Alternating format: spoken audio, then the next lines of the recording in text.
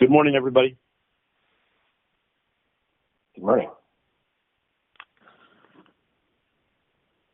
Okay, I just want to set up the framing again of where I think we are today, which is 1 week from the morning after Election Day. The question here is, will we know by this time next week who's been elected president? The voting will, the vote counting will probably be continuing, so we may not. And I think that's an important element of the story today. I believe the story continues to be the road to 270 and the electoral map and the puzzle of how these two candidates get there. I think we did an excellent job yesterday, really strong throughout the day and throughout the evening of focusing on that. Just because we did it yesterday, let's not back off just because we did it. Let's stay on that storyline. And I do think that, as we'll hear from David and Virginia, the idea that the White House says that they ended the pandemic is one of the craziest things we've heard in this crazy year, and I think should be the subject of tremendous focus for us today. In addition, one other storyline that I think that we should try to get at, which is that Democrats feel so burned by what happened in 2016. They refuse to believe that they have a chance of winning here and that the map looks better for them today. We don't know what will happen, but the PTSD of the Democrats, I think, is a palpable story, and we should try to get at that as well. David Chalian, let's start with politics, please. Good morning, Jeff. I'm just going to start at a sort of 30,000 foot level for a moment because of you, as you've been talking this week, the convergence of the two major stories of the election and COVID. I just think it's because it is so omnipresent. I mean, over this last month, the virus has just closed in on the president in a really substantial way. Obviously, his own illness, two COVID clusters in the White House, but he is campaigning through these states at this time when the virus is on such an uptick, and his worst sort of position throughout this entire year of this campaign since the virus hit, basically, or shortly after, when his mismanagement of it became clear, has been his mismanagement of the virus. And I just want to think back for a moment to this year of where Donald Trump finds himself 6 days out, because he tried in the spring to just open the economy at all costs. He just said everyone should get their kids back to school, no matter not paying attention to how you do that safely. He then used the largest racial protest for racial justice in this country that we've seen in decades to try and turn the national conversation to law and order. He also did that at his convention when the summer surge of the virus was coming to a close. He tried. It hasn't worked.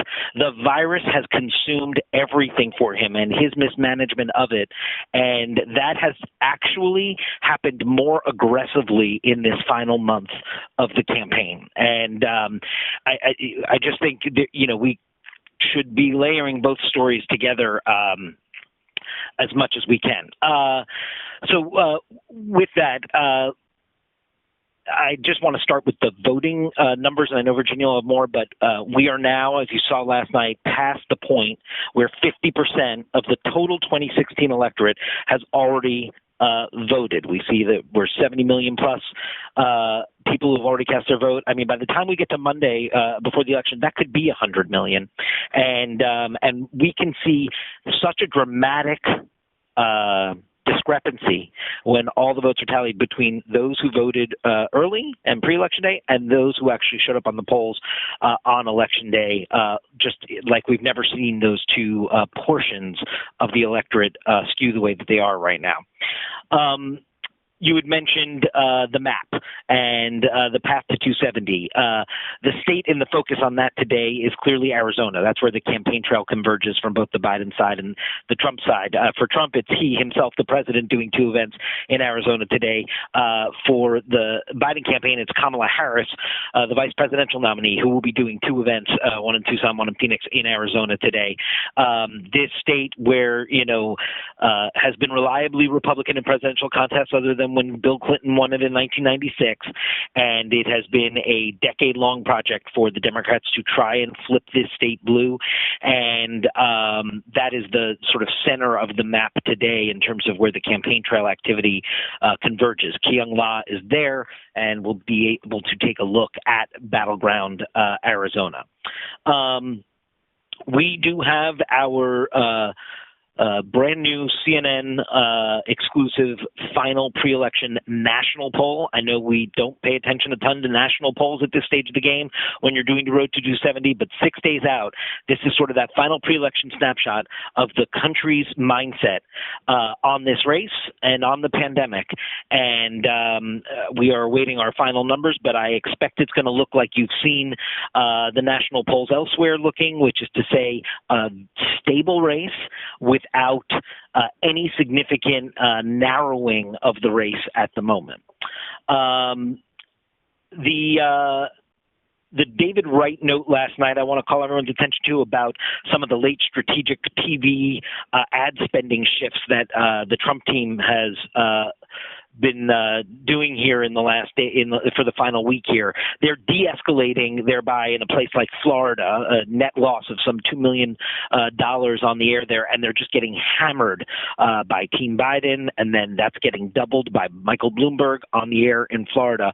But they're actually taking money out of Florida, and they are upping their bets in Michigan, Wisconsin, Pennsylvania, Arizona in terms of spending on TV in this final week, because they've got to lean their muscle into that as much as they can, because just winning Florida, they can't. That's not going to solve this for them. They've got to get some of that 2016 map back in place for him. So interesting to look at how the ad dollars are shifting.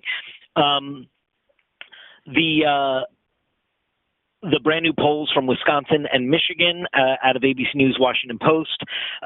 Again, you see big Biden leads in both of these Great Lakes states that were part of that so-called blue wall that Joe Biden this week said he must reconstruct. The Wisconsin poll does not look like anything else we've seen out of Wisconsin, with a 17-point lead, 57-40 for Biden. We'll get another Wisconsin poll today from Marquette. We'll see some other Wisconsin polling in the days to come, and we'll see if ABC, Washington Post sort of caught a front-end wave of that, or if it is an outlier of sorts. Nonetheless, Jenna Jesta in our system that every show producer can pull just automatically has a constantly updated poll of polls in the key battleground states. And so just because that poll doesn't quite look like others, I would not highlight that poll individually on our air. I would use the averages that exist in the system in the battleground states. You saw the reporting from Jeff Zeleny and others that Obama is going to join Biden this weekend on the campaign trail. So obviously we've seen the former president offering his scathing review of his successor in the Oval Office. 3 stops now that he's done for the Biden campaign. This time they will join forces, and he'll appear with his vice president, who is now the Democratic nominee, this weekend. I also want to note the Omaha event last night. Apparently, as Jeff Zeleny was there and reporting, after Air Force One left, there were tons of stranded folks, many of them older folks. It was cold. The buses that dropped them off were not able to come in fast enough to pick them up and get them out. They didn't know where to go. When the buses finally arrived, a lot of people were getting on without masks. It's just to note that this is not the kind of local news coverage you're going to want. It's the lingering story out of this trip that you made to try and win a single electoral vote because of the current state of where you find your campaign. So I do think that's an interesting sort of tale Untitled to the president's trip there. You saw that the Trump website was defaced for about 30 minutes, apparently by folks looking for cryptocurrency. Obviously, there is real concern in both the Trump and Biden campaigns about all things cybersecurity. You saw the campaign put out a statement saying nothing was taken, there was no harm done, but they've have the FBI investigating and what have you. So they have reported it to authorities. One other thing I just wanted to note about those polls out this morning from the Great Lakes states, we again see, and I'm sure we'll see it again in our national poll this afternoon, just how much women are powering Joe Biden's lead in this race at the moment. And so it just makes it all the more sort of odd that the president of the United States would say a line like he did yesterday in Michigan about, promising women that he's going to get their husbands back to work. I know Richard will have more from a business perspective of the facts and figures behind women in the workforce, but just politically, when you are, perhaps your own words explain to you why you're having a problem, a significant electoral problem with women in this race at the moment. You had noted, I will leave to Virginia to go through the White House's press release, but to me, that is very much part of where I started this, with just how much this virus and the mismanagement of it and the communication around it has closed in around the president. I think that's where we start. Right, I agree. So I think that's what I was trying to say, and I think you captured it perfectly. This is, everything has come together, and no matter what the Trump campaign has tried, whether it was law and order, Democrat-run cities, Hunter Biden, at the end of the day, this is the coronavirus election, and it has all come together this week as the October, not really a surprise, is that coronavirus is back with a vengeance. Washington. Okay, so as we see him go from state to state in these states that are really badly hit by COVID, as you pointed out, this inexplicable statement that was issued from the administration last night about the administration's accomplishments ending the COVID pandemic. This obviously, as you will hear from Matthew, flies completely in the face of reality. We are now at 70,000 dead a day, 70,000 cases a day. And at an incredible tipping point, and the concept that they could issue that is just head spinning. There's a couple of other the other obvious story out of here that is so important is these voting numbers. David did the top lines on them, but digging deeper into those numbers. 18 states have crossed the halfway point, including 16 of the ones that CNN has as the most competitive. These early voters are younger, more diverse, more likely to be Democrats.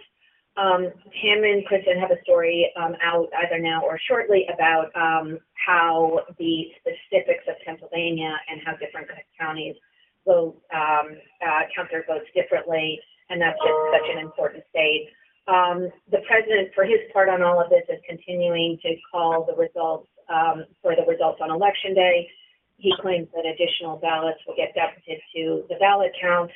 And then there's a lot of legal wrangling going on as well. We have these two cases that are pending in front of the Supreme Court. This on expanding the voting in Pennsylvania, and this North Carolina case. We have last night Texas upholding this policy that limits each county to a single drop box. And then there's additional ones in, we have obviously the Wisconsin one earlier this week, and Nevada and Michigan, where yesterday a conservative judge overturned the rule that people could carry unconcealed guns at polling places on Election Day. So there's just a lot on the legal side too. And I think that just a couple other notes from Washington, new reporting on Trump's taxes, and this focuses on his Chicago properties and how he failed to repay $287 million in loans. And Jamie Gago has some new Woodward reporting coming at noon today, so she'll have that later today. And I think that's what I got. And Jeff, I just forgot to mention. Oh, sorry. Go ahead. Go ahead, Dan. Go ahead. Just the time we're going to see Biden today in Wilmington is 12:15, when he will finish his health briefing and make remarks about COVID and protecting people's health care. We do see Biden in Wilmington at 12:15. Okay. Again, I want to stay focused today on the election, Trump and Biden, the road to 270, and coronavirus and the politics of coronavirus. That's really where our focus should be. Everything else to me is just a sideshow at this point. I do think before we turn it over to Matthew, and I'll open it up, the other thing that I think, besides the White House list of accomplishments of ending the pandemic, which I think needs to be just, exposed for what it is, you have Admiral Girard today completely contradicting Trump, saying that we can control the virus. Actually, also Mark Meadows, but saying we can control the virus. We know how to do that. And the cases are going up, and it's not just a matter of testing. I think it's really important that we highlight Girard's complete contradiction of Trump and Meadows. Okay, before we move to coronavirus and everything that's going on with that, and Matthew, let's open it up for thoughts on the election and Trump, Biden, White House. Anyone with thoughts?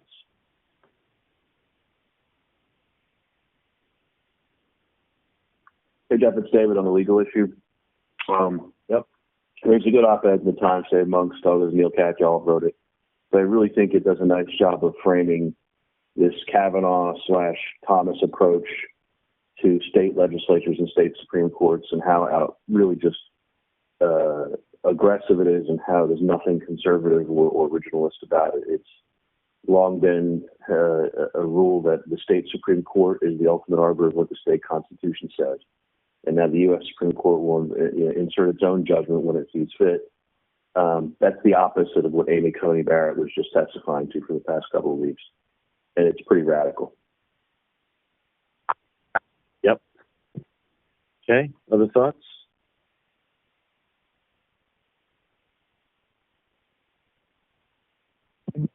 Anyone else? Yeah, Jeff. I wanted to raise the issue regarding the possibility of someone or some show doing a story about the long list of voter suppression support on the red side versus open and access on the blue side. And it's very hard to find any example of Republicans or their supporters, or even their so-called supporters in the courts, citing for more open access to voting, even through what we saw in Wisconsin. And I think it would be an interesting piece to talk about why has that happened, and cataloging maybe 5, 8, 10 examples of where it's just what and why the conservative Republican side seems to want fewer people voting than more people voting. And we saw it again in Texas, once again, where the drop box ruling came down, so there still can only be one box per county in Texas again after an appeal. It just seems head-scratching why they would want to make it harder rather than easier to vote.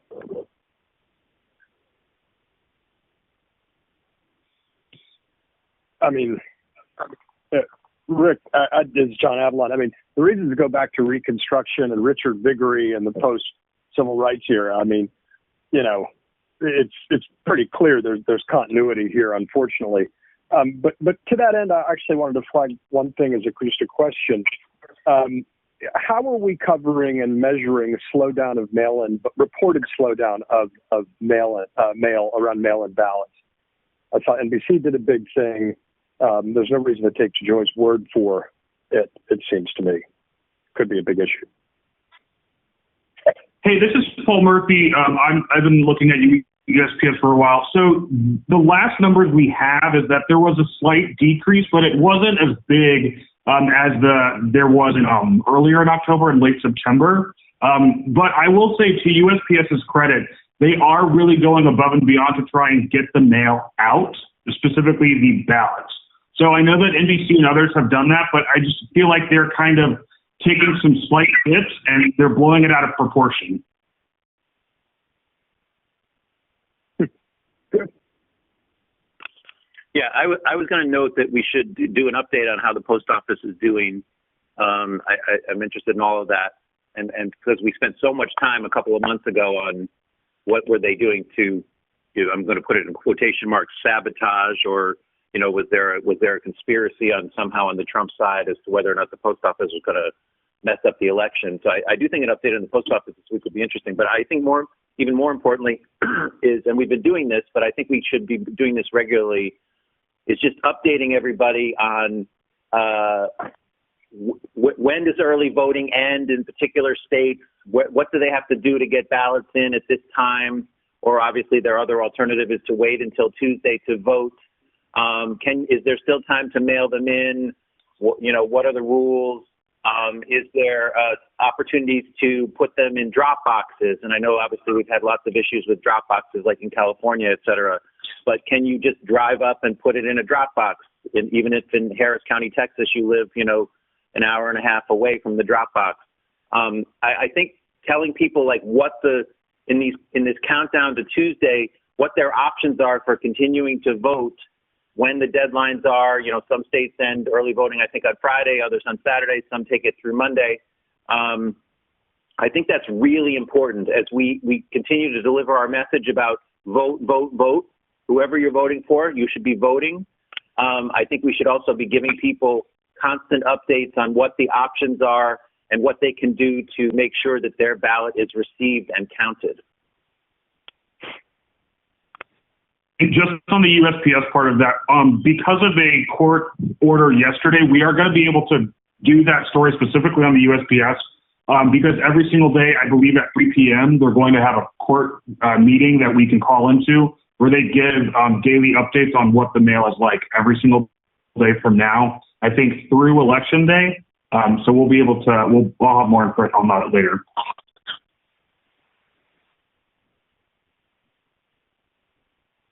Okay. Anybody else? Yes, one other thing, Jeff. It's Liza. We're going to concentrate, obviously, for that White House list of accomplishments on coronavirus. But also on that list, an issue many people care desperately about, the White House says it has protected the environment for generations to come. Just worth a tagline at least. Okay. Speaking of that list,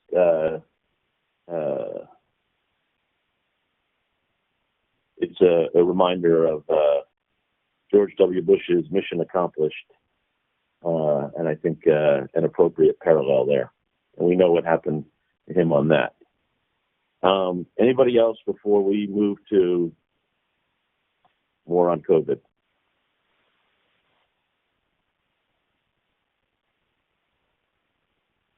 Matthew, on COVID. So obviously, Jeff, all signs pointing to an even deeper crisis as cases surge, even deaths now beginning to rise again. Yesterday was one of the highest case days ever. Over 73,000 cases, nearly 1,000 reported deaths.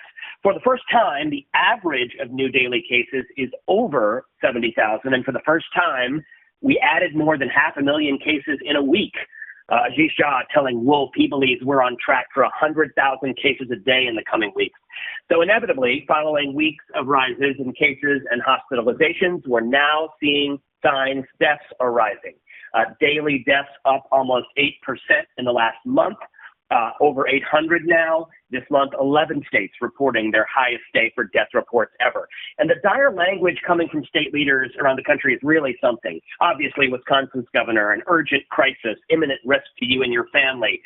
Mike DeWine, the surge is noticeably sharper and steeper this time. And New Jersey's governor, the latest numbers are sobering. And just to underscore, we talked a little bit about this, but the division, the competing realities, the lack of national unity around the facts, it's as baffling as ever as the numbers are worse than ever. Obviously, the president mocking COVID. Obviously, as you mentioned, Jeff, his testings are contradicting his and Meadows' claims as recently as this morning. And all these governors sounding new alarms, but South Dakota's governor touting freedom from restrictions in her state, a state that is almost the worst per capita in the nation.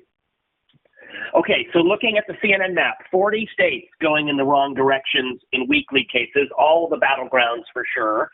In Wisconsin, where Pence heads today in a life and death battle with COVID there, over 5,000 cases reported yesterday, a huge number, possibly the worst. The state's chief health officer says it's a nightmare scenario. Frankly, could get a bit worse in the next several weeks before it gets better. Wisconsin crossed 200,000 total cases, 100,000 of them coming just in the last month alone. The governor calling on Wisconsin residents to stay home on their own and avoid gatherings, even as the courts strike down his power to restrict that on his end. And we've got Adrian Broadus at that field hospital near Milwaukee. Illinois, an example of one of the many places returning to restrictions, the state ordering an end to indoor dining and bar service in Chicago. Ohio's governor says ICU admissions have doubled in October, and DeWine warns that if they don't aggressively fight this, they will be shut down because the spread will be so bad. Basically, the entire Northeast red on our map. Connecticut up 50% week to week. Vermont, which had kept numbers very low for a long time, now says it has started to experience multiple simultaneous outbreaks. Massachusetts, the governor pointing to cases surging among the young, calling out the behavior of young people and gatherings. And of course, Ed Lavandera in El Paso, which is an incredible story unto itself because of the hospital strain. An overflow hospital will soon be set up at the Civic Center there. From the health front, we are not at all far from final vaccine trial results, but not before the election, it seems. Pfizer says efficacy results will come soon, but then it'll be at least a week until they're released to the public. So past the election, obviously. A team of Oxford experts. It might not be clear which vaccines work best and how well they work and for how long until it's already authorized and already given to the masses. It'll just take that long to see the impact on large numbers of people. And several states, Washington, Oregon, Nevada, joining the California plan for independent state reviews of any vaccine, even after the feds authorize, just underscoring the suspicion about the vaccine process here. And finally, in the category of unpleasant but fascinating, researchers finding traces of coronavirus in sewage in cities like Boston and Tempe, Arizona. Not a good sign, signaling an increase, large numbers of people shedding the virus. It's an early indicator that's been used and is pretty reliable. We've got Sanjay and Elizabeth and Jacqueline Howard available from Health. And then, of course, in a World Series moment perfect for 2020, the pandemic putting a cloud over the Dodgers' big celebration last night. Justin Turner pulled from the field after a positive test, but then returning to the field to celebrate. Leaving the team's return home and quarantine status in doubt. Testing underway today, so we'll track that. And we've got the wrap piece, which is Nick Watt today for 3, 5, 7, and 9. Great. Thank you. Okay, does anybody have anything they want to discuss about COVID?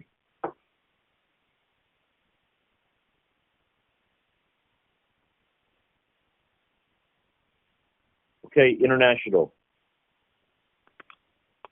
Hey, Jeff. So today we're closely watching what could be a really big development out of Europe.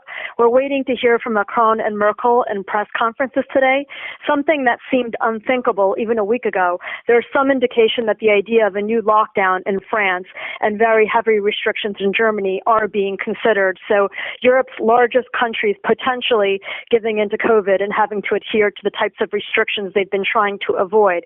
So we won't get too far out ahead of that, but I did just want to lay down the marker disclaimer, and our reporters will give the right caveat and context as we quote state media and such. So Melissa Bell is going to be available on the France side till 11. Then Jim Bitterman will pick up. Macron speaks at 3 p. Eastern, so that's when we'll hear from France. And then Scott can cover the German angles, and Merkel is speaking at 4 p. today. So I just wanted to highlight all of that. We also have a couple of pieces of content which underline the mood in Europe today, essentially weariness and anger. In Italy, Wiedemann continuing to cover the protests across that area where we're including from the far right, as the country recorded its highest one-day increase since the beginning of the pandemic.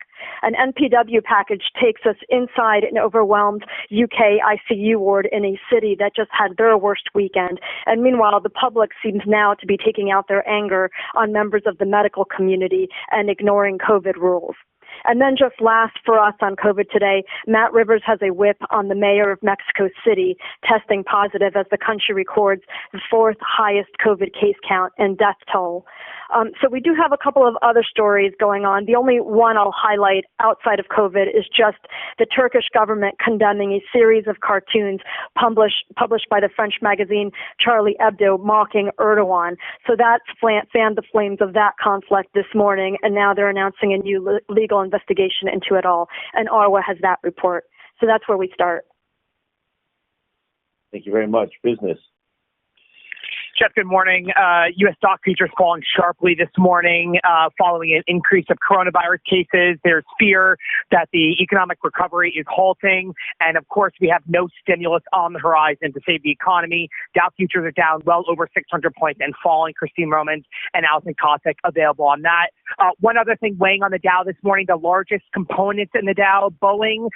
Boeing CEO David Calhoun saying the company does not expect normal airline traffic for another 3 years, and they aim to have a staff of 130,000 by the end of 2021. That's a 10% reduction from current levels, or about 7,000 jobs less. And obviously, this comes after the company reported third quarter earnings this morning. Pete Muntean is available on that.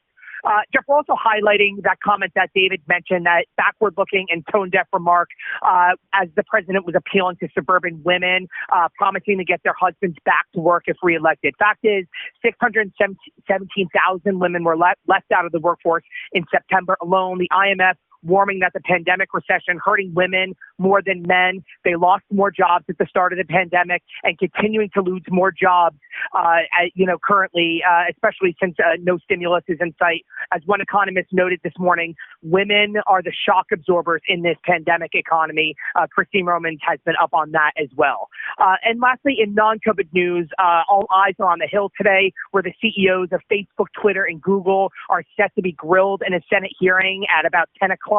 Ostensibly, this is about Section 230 of the Communications Decency Act. This shields tech companies from liability for what users post on their platforms. Both Biden and Trump want to get rid of Section 230, but obviously for many different reasons. And of course, much of the focus this morning will be on what Tony O'Sullivan calls the man who has repeatedly been wrong and who will tell Congress that he is right. That is Mark Zuckerberg. In 2016, Zuckerberg denied that Facebook influenced the 2016 election. In 2018, he defended Holocaust deniers for their right to post on Facebook.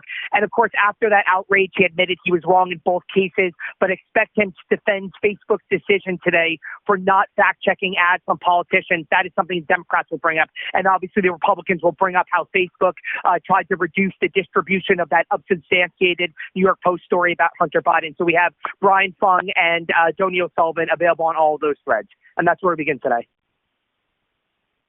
Okay, thank you. Before we move to digital, does anybody have anything else they want to bring up?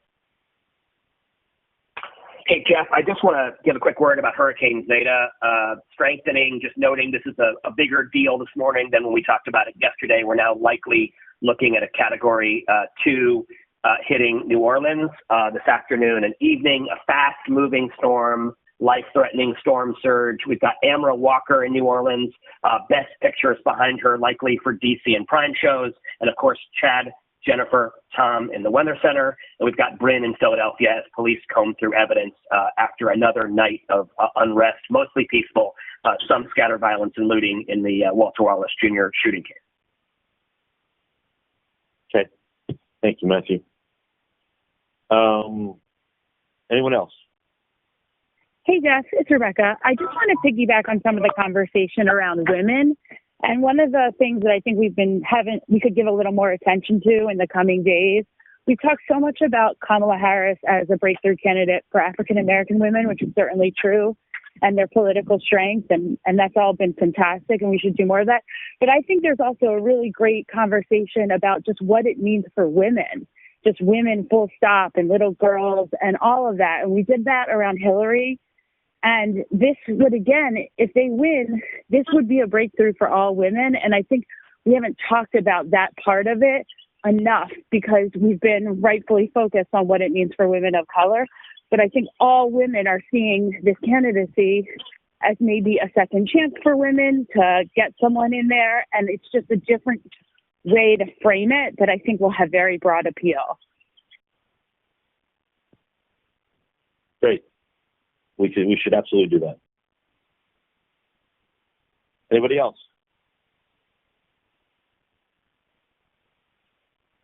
Okay, digital. Hey, good morning. 30 million uniques yesterday.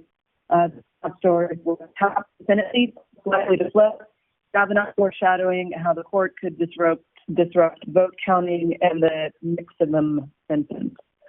This morning, this is a terrific story. It's in P1, our top spots on mobile and desktop. Everyone check it out. Trump's economy in 10 charts compared to other presidents. This is Annalyn Kurtz and Tal Yellen in Business. It is just clear, scannable, just really terrific data points. It's number one at 11,000 concurrents. The tax record showing that Trump had over $270 million in debt forgiven after failing to repay lenders. That's the New York Times, and that's our aggregation of their story. That's number two. Trump's frenetic push in states that highlight his COVID denial is Collinson at number three. Why deaths aren't rising as fast in the second wave in U.S. and Europe despite huge spikes in new infections. That's in our top five. And the only non-election, non-COVID story in the top five is our latest and from Philadelphia, with police asking residents to stay indoors and wrapping up what happened last night. So there is a lot of audience interest still in Philadelphia. The top videos are watching Trump's history of refusing to release his tax returns. That's our number one on desktop. On the app, it's Acosta asking Trump if he blew it on COVID. And then on mobile web, it's Brianna on how Lindsey Graham has been asking for money on Fox and her rolling the tape. A handful of other things on COVID. Our frame for our main bar today is more than half the states reported their highest day of new cases this month. We have some great pieces from Health, including Elizabeth, on why bold early predictions about a vaccine have not come true, and where we are in antibody treatments from Jen Christensen. Business has a great piece. The headline is, "We asked how the pandemic changed your money habits, and here's what you said." This is a result of a direct audience call out, which we're going to be doing a lot of those.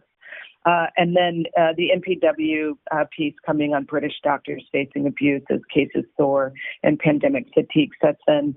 That's about to publish on digital right now, so we're going to make a big deal out of that. And then, as Penny said, we will stay tight on what happens in France and Germany, because that's a big deal.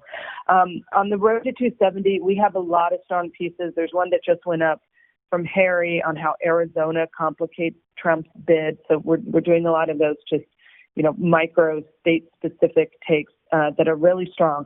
And then I just want to remind people that, we've got in our election center our 270 maps, including, of course, CNN's own 270 map.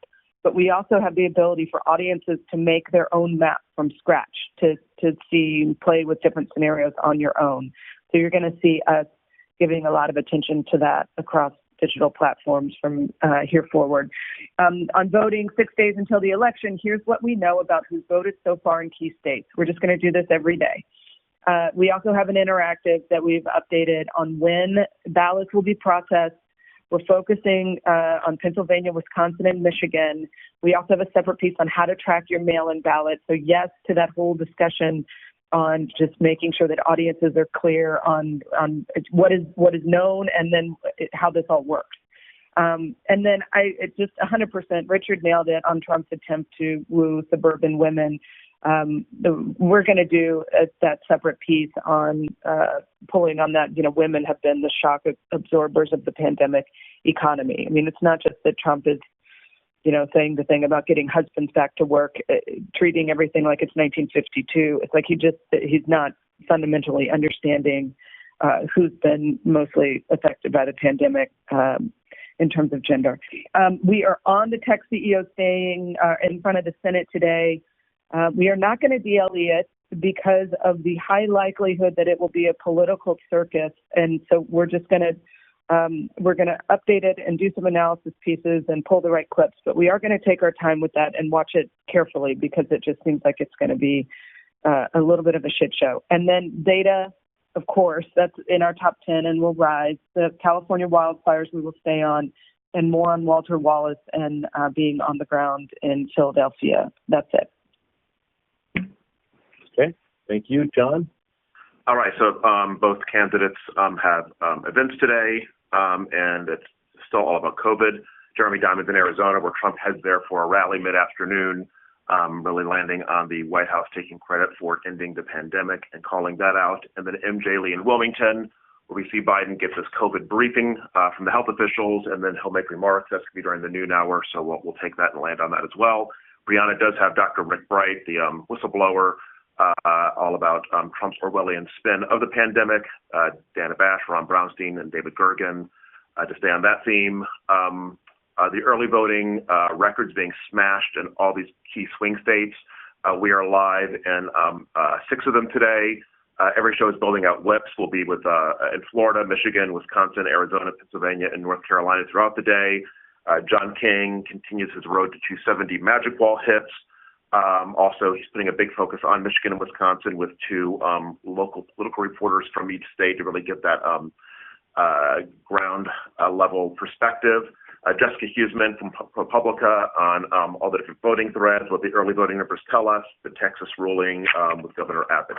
On coronavirus, Elizabeth Cohen just saying on the escalating numbers and the superlatives, the 500,000 new COVID cases in the last 7 days, coupled with the fact that U.S. is averaging over 70,000 new cases per day, and Dr. Jha saying we are just weeks away from hitting 100,000 cases a day, which will be a really notable milestone. Adrian Broadus at the Milwaukee Field Hospital, and then Jim and Poppy do have a doctor in Madison on the front lines of the disaster. Wisconsin just reported a record number of deaths yesterday. We do have Denver's mayor. They are about to put in more restrictions, and Brianna has an infectious disease specialist of one of the biggest hospital groups in Utah, where he says the strain is overwhelming, morale is very low, and doctors and nurses are already emotionally spent, and they haven't even reached the apex yet. We'll be looking at those new lockdowns that could potentially happen in Europe. We have MPW's piece inside the United Kingdom ICU, and we are watching the stock markets. Jamie Gangel, the new Bob Woodward sound with Jared Kushner. She's going to join John King at noon. We will watch the tech hearing today. Donia Sullivan up around that to call out the political theater that it is. And finally, some Amber Walker hits in New Orleans as Louisiana braces for yet another hurricane. Okay. Thank you, John. Washington? Morning. At 3 o'clock, we've also got Jeremy in Bullhead City, Arizona. With the president, we have Biden reporters as well. We'll see what the vice president says today. Speaking of Arizona, Kyung looks at the rapidly changing political demographics in Maricopa County. Should be interesting there. Also, Elizabeth Cohen continues our daily look at policy differences between the candidates, looking today at how they're handling the pandemic. They promised to. Nick Watt with a COVID wrap. We've got both Dr. Ashish Jha and Dr. Craig Spencer in our hours today. Governor Phil Murphy also, as Newark is near lockdown again. David Chine mentioned the new poll at 4. We've got Nia Malika, Gloria, and of course Caitlin with a piece at 4. Sanjay, Pamela Brown has our voting wrap piece today, and Tom Rage will join Jake. And of course, we got to watch Hurricane Zeta with Amara Walker in New Orleans and forecast, and we'll keep an eye on the markets as well. And in the Situation Room, we'll be tying all of the threads together 1 week from the morning after, where we likely won't know the results of the election, with votes still being counted. All of this as we continue to piece together the road to 270 in our wall hits. We'll follow Trump in Arizona today as the virus is back with a vengeance and consuming his campaign. And we'll hit this outrageous claim out of the White House that they're listing ending the pandemic as one of their accomplishments. We'll also be watching Biden in Wilmington at noon, and we'll be following these record early voting numbers, now surpassing 50% of the 2016 electorate. And we'll get into the deeper threads with our Pam Brown voting wrap piece. We'll also continue with our reporter whips out of these battleground states. And we'll be then obviously hitting the public health side of Corona, the deepening crisis, 40 states now trending in the wrong direction, deaths up, some of the highest days of cases ever, as well as these Giroir comments contradicting Meadows and Trump, saying the virus can be controlled and that the numbers are up and not because of testing. So we'll get out into all of that with our doctors. We've got the Nick Watt wrap piece. We also have Jamie Gangel on the Woodward reporting, and we'll just keep an eye on the hurricane. Okay. Thank you very much, Emily. Anybody else have anything they want to bring up? Jeff, I just had a couple of political things. I just wanted to ask David, have they made like tons of adjustments to how exit polling is doing this year, since on election day it could be with the whole red mirage scenario? Well, two different things there, but our exit polls are going to be representative of everyone that voted. So there has been an increase in conducting exit polls with in-person voters. That's been going on for the last couple of weeks in key states with in-person exit polls. Also, just like previously, you know, when there's been a state with very high absentee or mail vote percentage of their overall vote, the exit poll is a pre-election telephone survey, a massive one. That is now everywhere. We have exit polls is supplemented in addition to is supplemented with this huge pre-election telephone survey. And of course, in-person exit polling in a COVID-safe way, which has been tested throughout the primary season. Exit polling, the consortium was able to test out how to do that and found that it can be done successfully. So the exit polls are, I mean, the way in which we conduct exit polls is as we have done, but yes, it's been adjusted and made more robust in terms of making sure that it is representative of the electorate, irrespective of the method of voting. Cool, thank you. And the other, I'm just going to make a point about some of the early numbers that I saw last week. I haven't seen any updates this week, but we're showing a pretty massively high percentage of young voters as well as African-American voters. And I just think that one of the things we shouldn't overlook is if that stuff holds, I mean, an awful lot about the decisiveness of this election could be attributed to race as much as to COVID, especially if young people vote. I think that could be an important topic.